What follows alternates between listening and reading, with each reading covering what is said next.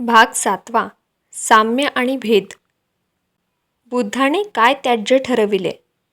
या तात्विक आणि धार्मिक विचारसरणीच्या अवलोकनावरून असे दिसते की बुद्धाने ज्यावेळी आपल्या शासनाचा पाया रचला त्यावेळी काही रूढ कल्पनांनी लोकांच्या मनात घट्ट पकड घेतली होती. त्या कल्पना अशा: 1. वेदप्रामाण्यावर विश्वास. 2. आत्म्याची मुक्ती किंवा मोक्ष म्हणजे त्याचा पुनर्जन्माचा अंत यावर विश्वास. 3. मोक्षप्राप्तीची साधने या दृष्टीने धार्मिक विधी, समारंभ व यज्ञ यांच्यावर विश्वास. 4. समाज संघटनेसाठी चातुर्वर्ण व्यवस्थेच्या आदर्शावर विश्वास. 5. विश्वाचा निर्माता म्हणून ईश्वरावर आणि विश्वाचे मूलाधार तत्व म्हणून ब्रह्मावर विश्वास. 6. आत्म्यावर विश्वास. 7. संसार किंवा आत्म्याच्या पुनर्जन्म यावर विश्वास. 8. कर्म म्हणजेच माणसाच्या पुनर्जन्मीच्या कृत्यामुळे त्याच्या या जन्मीचे स्थान निश्चित होते यावर विश्वास. आपल्या शासनाची तत्त्वे ठरवताना बुद्धाने आपल्या पद्धतीने या जुनाट कल्पनांचा समाचार घेतला.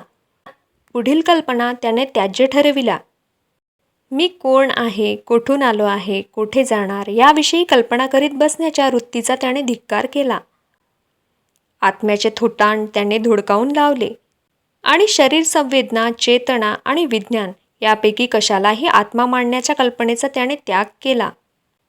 काही धर्मगुरूंनी ज्याचा प्रसार केला होता अशी शून्यवादी मते त्याने त्याज्य ठरवली. पाखंडी मताचा त्याने धिक्कार केला. विश्वाच्या विकासाचा प्रारंभ काळ सांगता येतो हे म्हणणे त्याने अमान्य केले. देवाने माणसाला निर्माण केले आणि ब्रह्म नावाच्या कोण्या एकाच्या शरीरातून त्याचा जन्म झाला हे म्हणणे त्याने त्याज्य ठरविले. आत्म्याच्या अस्तित्वाकडे त्याने दुर्लक्ष तरी केले किंवा ते नाकारले. बुद्धाने कोणते बदल केले? कार्यकारण भावाचा अत्यंत महत्त्वाचा नियम आणि त्याचे उपसिद्धांत त्याने मान्य केले.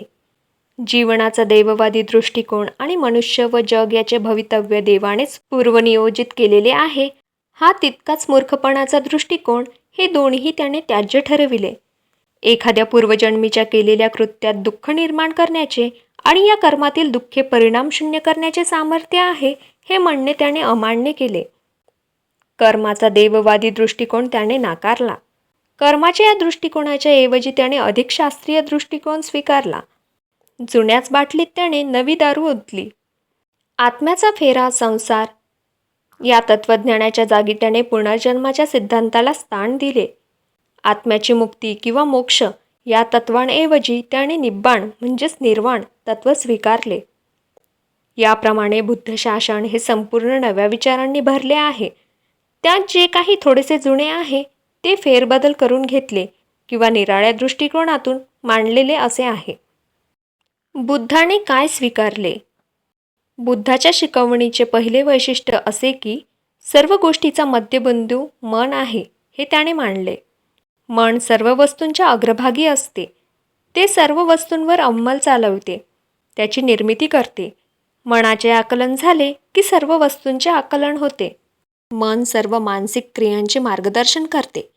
मन सर्व मानसिक शक्तीचे प्रमुख आहे. मन हे त्या शक्तीचेच बनलेले असते. ज्या बाबींकडे लक्ष पुरवणे आवश्यक आहे अशी पहिली बाब म्हणजे मनाचे संस्कार. बुद्धाच्या शिकवणुकीचे दुसरे वैशिष्ट्य असे की आपल्यामध्ये निर्माण होणाऱ्या आणि आपल्यावर बाहेरून ज्यांचा परिणाम होतो अशा सर्व बऱ्या वाईट गोष्टींचे मन हे उगमस्थान आहे. जे जे वाईट आहे, वाईटाशी संबंधित आहे आणि त्याच्या अधीन आहे ते मनातूनच उत्पन्न होते.